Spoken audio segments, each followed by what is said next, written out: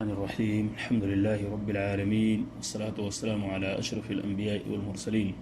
نبینا محمد وعلی آلہ وصحبہ اجمعین اما بعد السلام علیکم ورحمۃ اللہ وبرکاتہ۔ معزز سامعین کرام، آج کے اس درس میں روزہ توڑ دینے والی چیزوں کا تذکرہ کیا جائے گا، یعنی وہ چیزیں جس سے روزہ ختم ہو جاتا ہے۔ پہلی چیز جماع، ہم بستری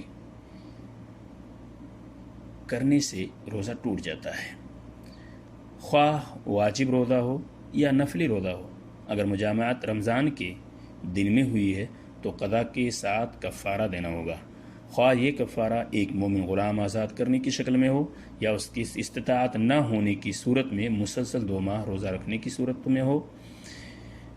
اور اگر مسلسل 2 ماہ روزہ رکھنے کی قدرت، طاقت، استطاعت نہ ہو تو ایسی صورت میں 60 مسکین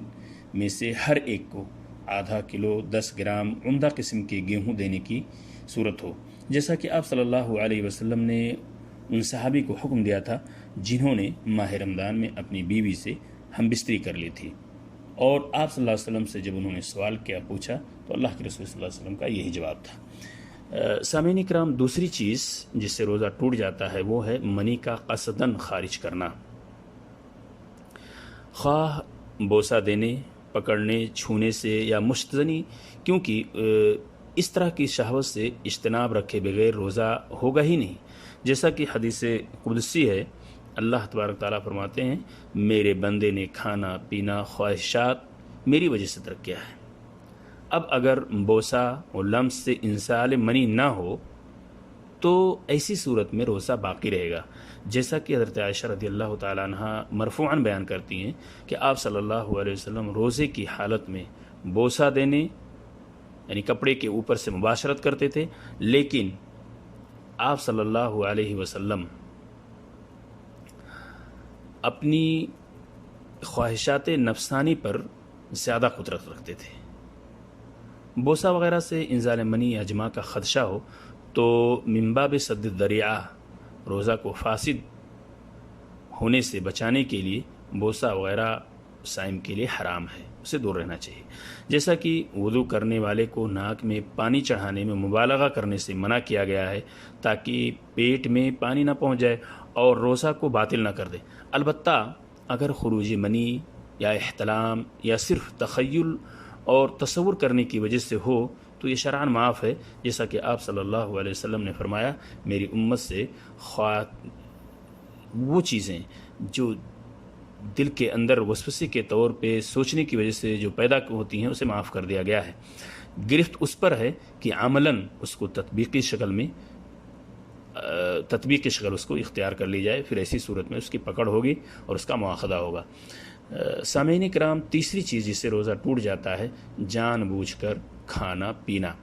کھانے پینے سے بھی روزہ باطل ہو جاتا ہے۔ اللہ تبارک تعالیٰ فرماتے ہیں، کلوا واشربوا حتی یتبین لکم الخیط الابیض من الخیط الاسود من الفجر ثم اتموا الصیام الی اللیل، سورۃ البقرہ کی آیت نمبر 187، جس کے اندر اللہ تعالیٰ فرماتے ہیں، کھاؤ پیو یہاں تک کہ تاریکی سے صبح کی سفیدی نمودار ہو جائے، پھر رات تک روزہ مکمل کرو۔ واضح ہے کہ ناک میں دوا ڈالنا کھانے پینے کی طرح لقیط بن سمرہ کو آپ صلی اللہ علیہ وسلم نے کہا، یعنی ناک میں دوا ڈالنا بالکل کھانے پینے کی طرح ہے۔ لقیط بن سمرہ کو اللہ کے رسول صلی اللہ علیہ وسلم نے کہا، اگر روزہ سے نہ رہو تو ناک میں پانی چڑھانے میں مبالغہ کرو، جب وضو کرو پانی ڈالنے میں مبالغہ کرو، اور یہ روایت بخاری، مسلم اور نسائی کے اندر موجود ہے۔ البتہ خوشبو سونگھنے سے روزہ ٹوٹتا نہیں ہے، کیونکہ خوشبو کوئی ایسی چیز نہیں ہے جو پیٹ میں داخل ہو اور اس سے غذائی شکل اختیار کی جا سکے۔ سامعین کرام، روزہ توڑنے والی چوتھی چیز، یعنی وہ چیزیں بھی مفطر صوم میں ان کا شمار ہوتا ہے جو کھانے پینے کے مقام و درجہ میں ہیں، وہ 2 طرح کی ہو سکتی ہیں۔ پہلی چیز، روزہ کی کمزوری اور نقاہت کی وجہ سے خون چڑھایا جائے تو اس سے بھی روزہ ٹوٹ جائے گا، کیونکہ دواؤں سے اصل مقصود خون ہے اور یہ خون چڑھانے سے حاصل ہوگا، تو اس سے بھی خون چڑھانے سے بھی روزہ ٹوٹ جاتا ہے۔ اور اسی درجے کی دوسری چیز یہ ہے طاقت بخش انجیکشن بھی روزہ کو توڑ دیتا ہے، اس لیے کہ یہ کھانے اور پینے کے درجہ میں ہے، البتہ غیر طاقت بخش انجیکشن جس سے غذائیت جس میں نہ پائی جاتی ہو، خواہ گوشت میں دیا جائے یا رگوں میں، اور اس کی حرارت حلق میں محسوس ہی کیوں نہ ہو، یہ مفسد صوم میں اس کا شمار نہیں ہوتا ہے۔ معزز سامعین، روزہ توڑ دینے والی چیزوں میں پوچھنا لگوانا بھی ہے، لگانا اور لگوانا دونوں ہے۔ آپ صلی اللہ علیہ وسلم نے حدیث کے اندر فرمایا جو مسند احمد اور ابو داؤد کے اندر موجود ہے، افطر الحاجم والمحجوم، آپ صلی اللہ علیہ وسلم نے فرمایا پوچھنا لگانے والا اور لگوانے والا دونوں نے اپنا روزہ توڑ دیا ہے۔ اسی طرح چھٹی چیز جس سے روزہ ٹوٹ جاتا ہے، آمدن اور قصدن جان بوجھ کر قے کرنے سے بھی روزہ ٹوٹ جائے گا۔ آپ صلی اللہ علیہ وسلم نے فرمایا جس پر قے غالب آ جائے اس کو قضا نہیں کرنی ہے، البتہ جس نے قصدن آمدن جان بوجھ کر کیا ہو تو اس قے کرنے والے کو ان کا روزہ ٹوٹ جائے گا اور اسے اس کی قضا کرنی ہوگی۔ وہیں ایک ساتویں چیز جس سے روزہ ٹوٹ جاتا ہے وہ ہے حیض و نفاس کا آنا۔ یہ چیز خاص ہے عورتوں سے، یعنی حیض و نفاس کا آنا بھی نواقض صوم میں سے ہے۔ آپ صلی اللہ علیہ وسلم نے فرمایا کہ عورت ایام حیض میں نماز و روزہ ترک کر دیتی ہے، اسے ترک کرنا چاہیے۔ اگر حیض و نفاس کا خون دن کے کسی بھی حصہ میں حتیٰ کہ غروب آفتاب سے کچھ پہلے، تھوڑا پہلے نظر آ جائے تو صوم فاسد ہو جائے گا، لیکن اگر خون اترنے کا احساس ہو لیکن سورج ڈوبنے کے بعد خارج ہو،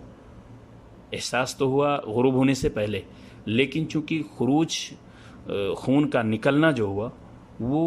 سورج ڈوبنے کے بعد ہوا تو اس دن کا روزہ صحیح ہوگا، وہ روزہ نہیں ٹوٹے گا۔ سائم پر یہ تمام چیزیں جو ذکر کی گئی ہیں نواقض وضو میں سے، نواقض صوم میں سے بغیر عذر شرعی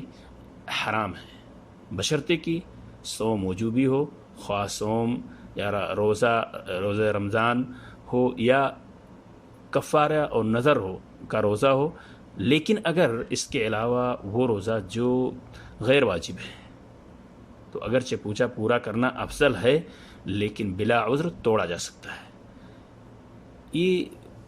چیزیں بالکل واضح طور پر ہمارے سامنے آ گئی ہیں کہ یہ 7 چیزیں جن کا تذکرہ کیا گیا ہے یہ ہر صورت میں بچنا چاہیے، اس کے قریب نہیں جانا چاہیے۔ اب اگر کوئی ایسی روزہ اگر غیر واجب ہے تو اگرچہ پورا کرنا افضل ہے لیکن بلا عذر اسے توڑا جا سکتا ہے۔ لیکن یہ جو چیزیں آپ کے سامنے ذکر کی گئی ہیں ان 7 چیزوں میں سے اگر بلا عذر شرعی کوئی شخص توڑتا ہے روزہ تو یقیناً اس کا مواخذہ ہوگا، اور جبکہ یہ بات آپ کے سامنے پیش کی جا چکی ہے کہ اگر روزہ واجبی نہ ہو تو ایسی صورت میں بلا عذر شرعی بھی اس روزے کو توڑا جا سکتا ہے، اس میں کوئی حرج کی بات نہیں ہے۔ اللہ تبارک تعالیٰ سے دعا کہ اللہ تعالیٰ ہم سب کو اسلام کی سوچ سمجھ عطا فرمائے۔ آمین۔ السلام علیکم ورحمۃ اللہ وبرکاتہ۔